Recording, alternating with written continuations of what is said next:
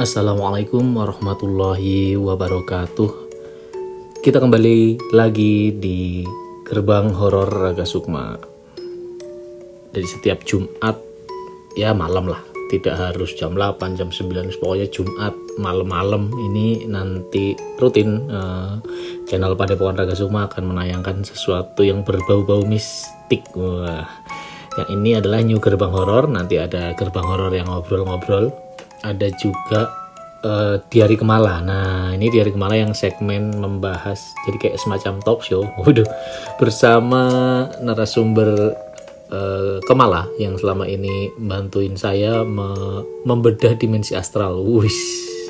Namanya Mas Damar. Nah, jadi teman-teman saksikan terus, dan saya harus mengucapkan terima kasih juga kepada teman-teman yang sudah membaca Kemala sampai hari ini dan tetap mendukung ceritanya, meskipun ceritanya semakin saya bikin kompleks ya, dan banyak yang nanya apakah ini nyata. Ya tidak, itu fiksi karangan saya, bahwa kemudian di situ melibatkan unsur-unsur sejarah apa, yaitu tinggal saya gimana ngejahitnya gitu ya. Oke, tidak perlu berlama-lama, saya akan menceritakan ini, diceritain sama Pak Sigit. Pak Sigit ini bapaknya teman saya. Nah, saya nggak sebutin teman saya namanya siapa. Nah, anggap saja namanya Heru. Nah, biar gampang. Kok saya senangnya Heru ya. Pak Sigit ini seneng hal-hal yang berbau klinik ya. Jadi kalau ngobrol di tongkrongannya di desanya itu pasti berbau hal-hal yang mistik gitu loh ya. Nyambung. Nggak harus yang hantu ya, beda ya. Mistik dan klinik itu mungkin salah satu sambungannya itu kayak benda-benda pusaka, ajian-ajian, ngelmu gitu-gitulah, yang buat bikin perkasa, bahas batu akik gitu-gitulah. Nah, Pak Sigit nih hobinya gitu, seneng gitu. Nah, suatu ketika pada saat dia nongkrong malam-malam, sebentar, harus saya ceritakan latar belakang keluarganya. Pak Sigit ini punya istri, ya of course ya, punya anak. Teman saya ini, saya sebut saja namanya Heru. Heru ini punya mbak perempuan, masih di situ SMA. Heru itu waktu itu masih SMP. Ini kejadian waktu Heru SMP, berarti umur berapa ya? Umur berapa? Tahun 98-99 kali. Terus punya adik, kelompatan. Punya keponakan yang tinggal di situ, yang udah dianggap adik, itu SD. Nah, baru punya adik kandung beneran yang masih bayi kecil lah, balita gitu-gitu. Jadi ada 4 anak ya di rumahnya Pak Sigit ini. Tapi Pak Sigit ya, saya ngambil angle-nya. Pak Sigit ini punya kebiasaan nongkrong sama orang-orang yang seneng klinik-klinik gitu kan. Teman-temannya itu dari berbagai kalangan. Ada yang kayak guru juga ada yang kan suka, ada tuh yang memang suka klinik gitu loh pembahasannya, ada yang petani, tapi ada yang menarik, ada satu polisi. Nah, polisi ini sebutlah Pak Agung namanya ya, misalnya. Pas ngobrol-ngobrol, Pak Agung tuh cerita, aku kan biasanya tuh pamer-pamer pembahasan tentang ini loh, kayak benda klinik itu, misalnya kayak itu kemarin si Pak Taufik misalnya dapat ini akik yang ada gambar semarnya. Saya juga nggak ngerti maksudnya kayak gimana. Kayaknya mungkin batu entah obsidian entah apa, tapi kayak ada bukan ukiran tapi efek geologis ya, yang gambarnya itu kayak gambar wayang Semar ya, gitu-gitulah pembahasannya, kira-kira gitu. Saya ngasih gambarnya seperti itu biar gampang. Nah, suatu ketika di malam itu Pak Agung, si polisi ya, ini beliau polisi ngomong, ini aku baru nangkap maling kayak gitu, maling sepeda motor apa-apalah. Dia punya ini benda klinik, ini menarik banget ini, langsung berupa sabuk ikat pinggang. Nah, ini ikat pinggang kayaknya di kebal apa-apa gitu loh, tapi ya belum tahu efeknya gitu kan. Nah, terus kayak dilelang gitu di acara, di kumpul-kumpul. Lelangnya bukan uang ya, jadi kayak semacam siapa yang mau merawat gitulah. Rebutan, terus kayak diskusi, sampai kemudian ya jatuhnya ke tangannya Pak Sigit ini. Saya aja yang rawat ya gitu. Pengen tahu khasiatnya gitu, nanti mau diterawang isinya apa. Ini saya bukan anak indigo ya, jadi sih nggak ngerti maksudnya diterawang itu apa. Saya nggak ngerti. Katanya di salah satu pembahasan gerbang horor yang lama itu kan, Didi Kurniawan juga pernah cerita ya, yang dia disuruh ngisi tasbih dengan isian, waduh isiannya ya makhluk gaib gitu, energi tapi dimanifestasikan dalam bentuk makhluk. Nah, nanti diterawang tuh kekuatan dia apa. Kira-kira gitu gambaran kasarnya ya. Saya sih tidak bisa memastikan, tapi kira-kira gitu. Jadi kalau nemu benda gaib, nanti terawang dulu ini isinya apa, kemampuannya apa gitu kira-kira. Nah, langsung diambil tuh sama caranya menang lelang dari Pak Agung itu malam itu, dapatlah si ikat pinggang itu. Kontraktor ya kerjaannya Pak Sigit ini. Jadi kayak suka misalnya sekolahan lagi mau reparasi sekolahan, renovasi sekolahan, dia yang mimpin dan ini mandornya gitulah kira-kira. Dibawa pulang itu obrolan sore, bahkan belum berganti malam sudah ada efeknya. Ini jeleknya adalah Pak Sigit itu nggak ngasih tahu ke keluarganya. Sudah hafal sih keluarganya dengan tabiatnya Pak Sigit yang punya kebiasaan seneng dengan benda-benda mistis. Tapi tidak dikomunikasikan yang kali ini, yang ternyata fatal sekali karena apa, kekuatannya tuh ternyata cukup besar si benda ini gitu. Oke, udah sampai situ, terus dibawa pulang. Ini belum sampai malam ya, jadi waktu sore sekitar maghrib ditutup ini, anggaplah ikat pinggangnya ditaruh di kamar gitu. Bentuknya ikat pinggang biasa loh ya, bukan bentuk ikat pinggang kayak Kamen Rider, enggak sama sekali. Itu benar-benar regular belt biasa, bahan kulit gitu. Nah, terus ditaruh dipakai gitu, dimasukin ke celana terus digantung. Udah sesimpel itu. Tapi tidak tahu itu apa kekuatannya, efeknya apa. Dan anggota keluarga yang lain tidak mengetahuinya. Senja tiba, itu tadi siang, senja tiba maghrib. Setelah azan gitulah. Rumah kan sepi, ini tahun segitu dan di desa sepi, rumah yang lain pada di kamar, mungkin yang kecil-kecil ngaji gitu ya. Tiba-tiba rumah tuh gedornya itu gedor parah, gedor yang tapi bukan pintu depan.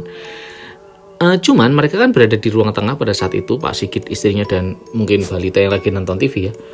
Ada suara gedoran pintu keras sekali, dor gitu kan. Pak Sigit langsung, siapa ya? Kayak gitu kan. Dia sontak refleks lari ke depan, buka pintunya cepet karena dengan emosi dong kan, kayak siapa sih ini malam-malam maghrib-maghrib kok begitu gitu. Dia buka pintu dengan cepat, glak, nggak ada siapa-siapa, kosong. Masih dalam kondisi di depan pintu melihat halaman yang gelap, terdengar lagi kenceng lagi, ternyata bukan dari pintu depan, dia lari ke belakang.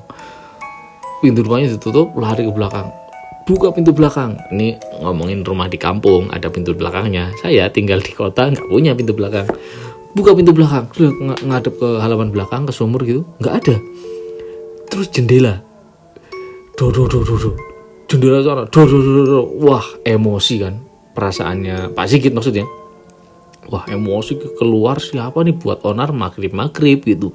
Dia keluar lari keliling rumah, bisa jadi remaja iseng atau ya siapa lah, pokoknya dia lari keliling rumah. Itu rumahnya kalau di kampung tuh jarang-jarang. Dia lari keliling rumah, nggak ada jejak apapun, nggak ada indikasi bahwa ada orang yang berbuat iseng gitu loh istilahnya. Mungkin tidak ada jejak kaki, tidak ada sosok yang kelihatan berlari menjauh gitu, nggak ada. Bingung. Oke, itu kejadian pertama. Malam tiba. Pas malam itu sunyi di desa, sekitar jam 9 aja udah senyap gitu ya. Malam-malam si temen saya ini, si Heru ini cerita, jadi dia itu lagi ngerjain PR di ruang tamu, ngerjain tugas sekolah gitulah. Dia ke ruang tamu, terus dia ngelihat ibunya itu keluar, tapi dari sudut mata, dari pinggir mata gitu. Dia tidak dengan memastikan dengan pasti gitu ya. Jadi kayak ibunya tuh lewat celup, keluar pintu. Ditanya sama si Heru ini, "Bu, mau kemana Bu?" Kayak gitu. Nggak dijawab, tapi pintunya udah ketutup. Jadi tadi kayak sempat ngebuka sedikit, lalu nutup lagi pintunya. Ya asumsinya si Heru ini, padahal malam, ngapain ya? Apa mau beli sesuatu buat besok? Apa mungkin kurang garam, inget malam-malam garamnya habis buat besok masak apa-apa. Tidak dihiraukan. Nah terus Heru ini masih hari yang sama ya, bayangin. Jadi sabuknya seatbelt ikat pinggangnya baru nyampe siang, maghrib udah ada kejadian itu. Jam 9 malam ini Heru melihat ibunya keluar. Pas dia, oh ibunya pergi kali kayak gitu. Terus adiknya nangis dari kamar, adik yang kandung ya, kan dia punya ponakan SD tapi ini adik yang balita itu nangis. Heru mikirnya gini, oh ibunya kan lagi keluar, jadi dia harus menenangkan adiknya yang nangis di kamar, kan tidur gitu. Dia lari ke kamar, di situ udah ada ibunya lagi ngepuk-puk adiknya, shh, kayak gitu. Loh, mama kok di sini, mama emang aku di mana gitu. Loh, tadi aku lihat mama keluar kemana? Ih, sumpah tadi aku di ruang tamu ngelihat mama keluar, tapi nggak pakai daster itu, jadi pakai baju yang beda gitu. Enggak, di sini terus kok kayak gitu. Oke, malam berganti di hari berikutnya. Itu 2 kejadian yang paling awal. Ini nanti saya akan ceritakan dari sudut pandang lain, orang yang biasa lewat di depan rumah Pak Heru. Ini yang tidak diketahui. Tapi saya harus ceritakan sekarang. Jadi depannya rumah Pak Heru itu, Pak Heru kan sampai depannya rumahnya Pak Sigit itu kan jalan. Orang tuh biasa lalu lalang lewat situ gitu loh. Besoknya disamperin lah si Bu Sigit yang lagi entah belanja entah di jalan gitu ya, disamperin sama orang petani mungkin ya katakanlah. Dia ketemuin, Bu saya mau nanya gitu, tadi malam ada lagi berantem apa sih sama bapak gitu. Berantem apa ya gitu, tadi malam nggak berantem gitu. Enggak berantem, kenapa Pak gitu. Tadi malam itu saya lewat depan rumah jenengan, rumah Anda, kok kedengerannya ada orang banting piring, buang sambil teriak-teriak kasar ngomongnya gitu. Saya pikir lagi berantem kayak gitu. Terus lagi berantem apa? Bingung lah Bu Sigit kan, ibunya Heru tuh. Enggak, tuh Pak, saya enggak ada berantem, tidur semalam. Jam berapa ya? Alah malam itu orang saya ronda kayak gitu. Jadi bapak ini kayak ronda keliling kampung. Nyampe di depan rumahnya Pak Sigit, kedengeran suara orang berantemnya tuh katanya sih heboh ilustrasinya. Jadi kayak orang banting piring, mungkin jatuhin apa, dan itu ada yang nangis juga mungkin ya kalau kita coba visualisasikan ya. Coba bayangkan kira-kira gitulah. Waduh, nggak ada itu Pak gitu, nggak tahu gitu. Oh ya sudah mungkin saya salah dengar gitu.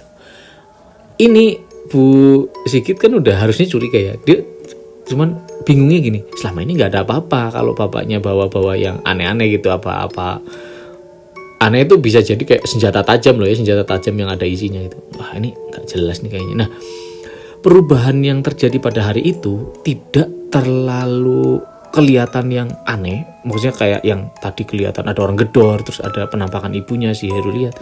Ini enggak, tapi mulai pagi sampai kemudian ketemu malam ya, itu suasana rumah nggak enak. Jadi satu anggota keluarga ini kayak sering berantem, gimana ya dilukiskannya ya. Jadi kayak sering tiba-tiba kayak mau gelut aja gitu, emosian lah kira-kira gitu gambarannya. Jadi misalnya Heru, saya nggak dapat gambarannya ya, tapi kira-kira gini, mungkin kayak misalnya nutup pintu jeglek agak keras, ibunya tuh teriak, nutup pintu keras-keras gini-gini kayak gitu, teriak. Bingung dong, loh perasaan aku nggak nutup keras-keras gitu. Terus kakak perempuannya misalnya cuma naruh piring doang di tempat cucian piring tapi belum dicuci, itu udah ngamuk bapaknya misalnya Pak Sigitnya. Makan tuh langsung dicuci gitu. Wah, jadi satu anggota keluarga tuh udah mulai ngerasa aneh. Tapi sadarnya tuh masing-masing, tidak didiskusikan. Paham nggak? Jadi kayaknya kok hari ini aneh ya, tapi itu batin masing-masing, jadi tidak berdiskusi gitu. Seharusnya kalau didiskusikan kan mungkin bisa ketemu apa ya penyebabnya. Ini enggak, disimpan masing-masing. Malam kedua tiba. Di tengah malam tiba-tiba terdengar suara tangis di rumah itu yang begitu hening. Ini udah lewat tengah malam itulah. Si kakak perempuannya Heru tuh nangis. Tapi kayak sedih banget kayak gitu kan. Kayak gitu disamperin kan, sama Pak Heru samperin, ada apa ya, dibuka, itu kamar sendiri karena udah gadis. Dibuka pintunya, ada apa? Anaknya meringkuk di pojokan kasur sambil tutupan muka nangis-nangis. Kenapa kayak gitu kan? Aku mimpi satu rumah ini pada mati kayak gitu. Matinya apa kayak walah cuma mimpi kayak gitu. Enggak beneran. Soal kan yang nyamperin pertama itu ibunya. Nah, ibunya tuh yang nyamperin. Bu Sigit tuh nyamperin anak gadisnya gitu yang SMA itu ya. kenapa tuh aku mimpi satu keluarga tuh mati, serem, takut kayak gitu. Udah dipeluk, udah nggak apa gitu kan, cuma mimpi. Nggak cuma mimpi gitu, soalnya mimpi itu yang bunuh bapak kayak gitu. Jadi di mimpinya si mbaknya Heru ini, si bapaknya tuh kayak kalap gitu, terus kayak membantai. Ini saya jadi teringat film The Shining gak sih? Jadi kayak satu keluarga dibantai oleh si bapaknya itu gitu. Jadi nggak tahu lah dideskripsikan seperti apa, sehingga pada saat bapaknya datang ikut terbangun mau menenangkan itu malah histerisnya tuh takut banget gitu. Jadi kayak teriak gitu, nunjuk gitu ke bapaknya. Si ibunya langsung sana hush sana pergi aja gitu, nyuruh ke Pak Heru, nyuruh ke suaminya, udah sana pergi. Makin teriak-teriak gitu. Akhirnya ditenangkan. Yang terjadi berikutnya, tidur bareng gitu ibunya sama si gadis. Terus si anaknya itu si Heru refleks nemenin adik-adiknya yang keponakannya yang masih SD sama yang balita, adik kandungnya. Itu seperti itu. Heru tuh ngerasa aneh, apa ya ini diceritakannya waktu SMP ya. Jadi diceritainnya kayak gini urutan sequence kejadiannya. Udah tuh malam itu seperti itu berlalu. Besoknya berlanjut. Jadi kayak nggak berhenti yang namanya keanehan itu. Ini Bu Sigit tuh masih belum curiga. Begonya mungkin ya Pak Sigitnya tuh nggak langsung ngambil tindakan. Jadi dia bukannya anggaplah bapaknya ini mbok ya ngambil aja tuh si ikat pinggangnya gitu. Apa masih belum connect gitu ya. Jadi kayak cuma nanyain keluargaku tuh gini gitu, diceritain ke geng tempatnya main gitu. Tapi pada saat main itu si teman-temannya itu nggak ngasih solusi, tapi malah kayak gini, malah menanyakan, kamu tuh kok kayak nggak tidur ya, kayak matanya kok merah gitu kan. Mataku merah gitu, kata Pak Sigit mempertanyakan keadaannya. Yang tadi teman-temannya lihat, enggak, aku nggak apa-apa tuh. Kok hari ini kamu kok tuh matanya merah yo? Kenapa ya kayak gitu ya? Waduh, nggak tahu ya. Itu jangan-jangan si ikat pinggangnya butuh diruqyah gitu, bukan diruqyah, apa sih, kayak di sajeni gitu loh. Enggak ya nggak tahu kayak gitu. Marah, naik pitam. Pak Sigit langsung naik pitam, nggak tahu, malah kayak gini, malah mencurigai. Kenapa sih? Aku yang dapat lelangnya, malah aku yang dapat ikat pinggang itu, kalian masih iri aja ya, kayak gitu malah nanggepinnya. Coba jadi kayak malah, loh bukan, kami itu kasih solusi kok kamu malah marah. Enggak, ini kamu tuh kayak ngincer kan gitu kan, biar aku ngasih ke kalian kan, mentang-mentang aku nggak bisa ngeruqyahnya kan kayak gitu. Jadi kayak waduh, pulang alih-alih dapat solusi malah memaki-maki teman-temannya. Ya sudah, berlanjut makin parah si kondisi rumahnya itu hari-hari berikutnya. Saya tidak bisa secara berurutan ya ngurutin kejadian, tapi beneran kayak terjadi percekcokan makin sering, keributan lah ibaratnya ya. Nah, sampai kemudian dalam satu malam si Heru itu bermimpi dia itu didatangi, dia itu kayak gimana ya, jadi dia melihat film di mimpi itu. Dia melihat film, dia berjalan mengelilingi rumah, di dalam rumah tapi kayak berkeliling di dalam ruangan satu ruangan lain. Dia melihat makhluk besar hitam, tidak blur, jadi gampangnya kayak, tahu nggak, kayak pembunuh di Detektif Conan. Nah kan hitam doang tuh kalau belum ketahuan pelakunya, kayak gitu, tapi nggak ada matanya, cuman jalan ngelilingi, terus ngeliatin kamar satu lagi, kayak bukan ngintip sih, kebuka pintunya, jadi kayak memastikan isinya gitu. Serem lah itu. Jadi diikutin terus sama si Heru ini. Nah berakhirnya itu masuk ke kamarnya Pak Sigit dan hilang di belakang pintu. Nah kira-kira gitu. Kebangunlah Heru, terus kayak menyimpulkan, oh jangan-jangan ini yang bikin geger rumah ini ada di situ gitu. Di malam itu juga begitu bangun gitu, si Heru itu ngikutin jejak yang tadi dia lihat di mimpinya ya, tapi langsung masuk ke kamar bapaknya untuk memastikan, apa ya tadi yang aku lihat di mimpi kok kayak beneran gitu. Di balik pintu bapaknya udah langsung bangun, woi ngapain lu, kayak gitu kan. Pak, tadi aku ngelihat ini masuk ke sini, dideskripsikan mimpinya si Heru ini. Bapaknya marah, malah balik kamu tidur, kayak gitu kan.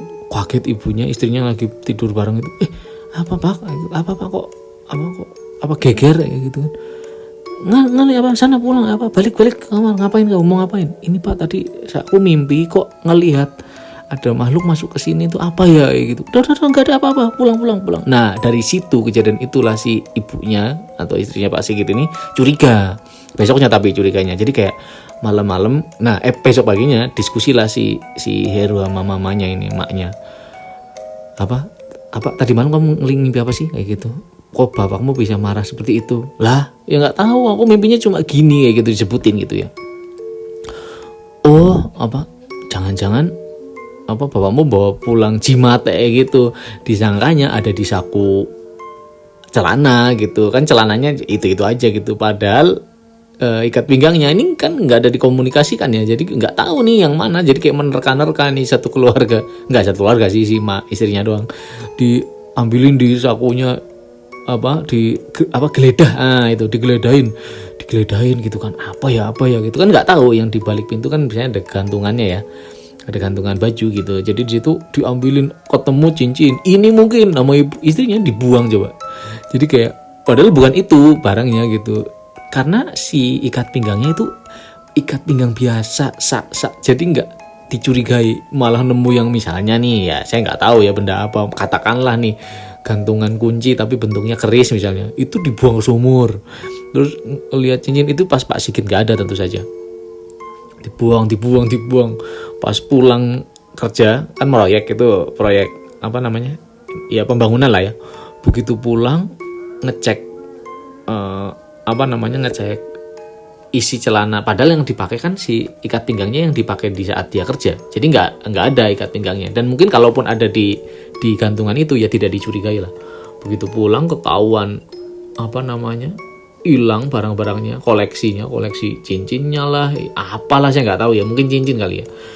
Marah itu sore-sore kejadiannya, ditampar si istrinya. Itu kejadian katanya ya, ceritanya si Heru ini kayak itu peristiwa yang paling tidak dilupakan dalam keluarganya dia, karena harmonis. Melihat pertumpahan darah terlalu keras, melihat pertikaian yang melibatkan tangan, KDRT lah. Wah itu baru pertama kali itulah kejadian, jadi kayak ditampar istrinya, kurang ajar gitu kan, itu cincin mahal gini. Jadi belum pernah ini Pak Sigit berbuat sejauh itu gitu. Nah meanwhile anaknya yang menyaksikan itu ya stres lah, sampai kemudian ditenangkan gitu, manggil lah anaknya itu nyeritain ke temennya, yang perempuan mbaknya Heru itu nyeritain ke temennya, keluargaku tuh makin begini. Ini sebelum nyeritainnya sebelum kejadian yang ini ya, kejadian tampar menampar ini ya, dia menceritakan ke teman-teman di kampungnya, keluargaku tuh gini, sekarang jadi pemarah, aku juga kadang jadi pemarah, aku nggak tahu sebab marahnya apa, ada energi negatif aja pokoknya. Nah salah satu anak teman main yang perempuan ini itu anaknya Pak Agung itu, Pak Polisi, udah curiga. Si anaknya langsung yang anak perempuannya itu cerita ke bapaknya, itu si bapaknya siapa perempuannya, misalnya Laila deh, mbaknya Heru, bapaknya Laila itu keluarganya lagi ribut terus. Nah Pak Agung curiga, waduh ini jangan-jangan berkat si ini sabuk rampasan itu gitu, istilahnya ikat pinggang rampasan itu emang punyanya maling gitu. Maling itu kan ya dia butuh sesuatu yang punya hawa negatif yang dipakai untuk meluluskan aksinya gitu. Entah bisa bikin ngilang apa, tapi kan isinya nggak tahu gitu, dan harus dirawat dengan cara apa. Katakanlah kalau kita piara kucing nggak dikasih makan aja ngambek kan, nah ini bisa berbuat lebih jauh dari itu gitu, sehingga mengerikan lah gitu. Pak Agung curiga tapi belum ambil tindakan, karena mungkin katakanlah nih masih masih sibuk lah, masih bekerja apa-apa, jadi belum dibahas nih sama si Pak Agungnya. Balik lagi ke keluarga itu. Nah ini kayak boleh dibilang malam terakhir.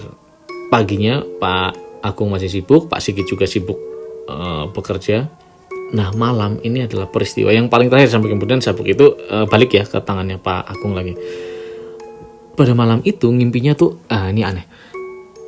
Si pada suatu malam ini tenang udah kemarin udah sempat ada tangisan tapi suasana masih nggak enak. Malam-malam tiba-tiba ibunya itu terbangun dengan menjerit-jerit di kamarnya. Dia kan tidurnya sama anaknya yang balita sama Pak Sigit juga. Tiba-tiba teriak, anaknya otomatis nangis. Pak Agung juga bangun dengan kondisi panik gitu. Waduh apa gitu. Jadi masing-masing tuh kayak punya pemicu masing-masing sendiri-sendiri gitu. Ibunya tuh teriak-teriak nangis, ya satu keluarga bangun semua itu pas teriak. Oh ya sini ini nanti di belakang deh, nanti yang terkait dengan tampar menampar tadi. Oke. Jadi ini teriak malam-malam gitu kan, ibunya teriak terus ngomong ke bapaknya, jangan berani-berani pegang aku kamu kayak gitu. Si Ibu Sigit ngomong ke suaminya. Si Pak Agung itu Pak Sigit langsung minta maaf. Ampun bu, jangan bu. Padahal ya ini mereka tadinya tidur terlelap nggak tahu apa-apa, tiba-tiba kok ada kayak permintaan maaf yang ada satu kejadian yang terjadi di alam mimpi. Jadi si ibunya itu mimpi. Aduh ini saya nggak tahu ceritanya dari urutannya. Pokoknya intinya ibunya itu mimpinya dia ngelihat suaminya itu berjalan di dinding, berjalan tuh merayap. Spiderman, tahu kan Spiderman? Punggungnya nempel di dinding itu, tapi gerak kayak kepiting gitu loh, kayak gitu loh. Jadi berkeliling di itu terus melompati ibunya, dicekek si ibunya itu dalam mimpinya. Nah yang aneh, dalam mimpinya Pak Sigit itu ngerasa dia nempel di dinding padahal mimpi. Tapi dia ngelihat di samping istrinya itu terbaring tidur makhluk besar hitam tapi blur, tapi tidur. Istrinya lagi kayak tidur tidur terlelap. Tapi anaknya nggak ada narasinya ya, entah nggak terlihat atau gimana. Pak Sigit yang lagi merayap di dinding itu ngelihat ada makhluk di samping istrinya. Dia marah dong. Itu apa? Atau mungkin bukan marah, lebih ada hasrat untuk memproteksi. Dia melompat dari dinding itu, kayak Spiderman ya, Venom kali kalau ini. Jadi dia melompat, langsung nyekek si makhluk hitam itu. Begitu dicekek, teriakannya istrinya. Begitu bukan melek sih, maksudnya di dalam mimpi itu, begitu sadar dia nyekek istrinya. Jadi yang di sebelah tadi visualisasi istri palsu atau doppelgangernya, sementara yang makhluk hitam itu malah berubah jadi istrinya. Bingung nggak? Jadi kayak loh, kok malah gue nyekek istri gue? Perasaan tadi gue ngelompatin makhluk hitam deh, bukan istri gue. Nah kira-kira. Jadi membingungkan gitu loh. Sehingga begitu mereka dua-duanya kebangun, ini mimpi loh ya mereka, tapi mimpinya terkoneksi. Wah itu ribut setengah mati tuh. Jadi malam terakhir yang kemudian Pak Sigit ini sadar. Si Heru langsung masuk ke ruangan, Pak buang aja Pak, apa Bapak ngambil apa gitu. Tapi si mbaknya itu langsung tahu, Bapak ngambil sesuatu dari ini kan, nerima dari Pak Agung kan, Pak polisi kan, kayak gitu kan. Terus ya kok kamu tahu kayak gitu kan, yang cerita temanku kayak gitu, cepet Pak dibuang gitu. Wah istrinya tuh marah tuh waktu itu. Perasaan udah gue buang dari semuanya, jimat-jimat elu kayak gitu, ternyata bukan ya. Yang mana coba? Sabuknya, sikat pinggangnya, wah cabut. Besoknya dibalikin, udah kesimpulannya. Tapi ada satu peristiwa menarik. Ingat nggak tadi waktu satu orang yang lagi ronda keliling desa itu ngelihat atau mendengar suara cekcok orang marah di hari pertama, malam pertama. Jadi dari luar kan kedengaran orang berantem, terdengar suara teriakan, ada yang nangis, ada suara banting piring. Itu adalah suara yang terjadi ketika Pak Sigit pulang marah-marah, jimatnya dibuangin sama istrinya. Padahal itu suaranya kedengeran hari pertama, padahal peristiwa marah-marahnya itu hari kelima atau hari ketujuh lah katakanlah. Jadi suara pertikaian itu maju advance ke depan, didengarkan oleh orang lain. Di rumah itu belum kejadian, tapi begitu kejadian itu, kayak ibunya itu pas lagi ditampar teriak-teriak, bapaknya marah banting piring itu, langsung kayak connect sama apa yang dia dengar dari tetangganya yang lagi ronda itu. Wah, yang waktu itu ditanyain sama Pak itu, siapa yang lagi ronda itu, jangan-jangan ini kejadiannya gitu, karena persis kedengarannya gitu. Nah malam itu orang juga ronda, malam pertikaian sebelum malam terakhir ya, itu juga ada orang ronda. Malah orang yang ronda itu gak denger apa-apa, padahal lagi geger-gegernya itu. Nah bingung kan itu. Jadi kayak semacam terjadi ledakan energi negatif yang mengacaukan dimensi waktu, kira-kira gitu. Sehingga appearance, penampakan di timelinenya itu berantakan gitu. Jadi bisa kejadian kapan kok kejadiannya di masa depan, kok kejadian terdengarnya sekarang, atau sebaliknya ya, di masa lalu nggak ada suaranya, baru sekarang kejadiannya gitu. Karena dalam dimensi yang sana itu tidak linear, jadi loncat-loncat gitu, atau manipulatif lah. Yang punya dimensi linear tuh kita doang, kronologis, urutan gitu. Bisa jadi yang sana siklikal, ya macam-macam bentuknya. Nah, ini masih dipelajari juga oleh saya dan Damar supaya bisa disampaikan di Webtoon Kemala. Itu sih kira-kira yang bisa saya sampaikan. Akhir cerita ini ya happy ending, maksudnya itu dibalikin ikat pinggangnya, keluarga itu kembali harmonis. Cerita ini saya dengar, tapi diceritainnya waktu saya udah SMA. Itu saja yang bisa saya sampaikan. Jangan lupa teman-teman dukung Webtoon Kemala, penayangannya setiap malam Jumat di Webtoon, aplikasi Webtoon atau di webtoon.com. Terima kasih. Assalamualaikum warahmatullahi wabarakatuh.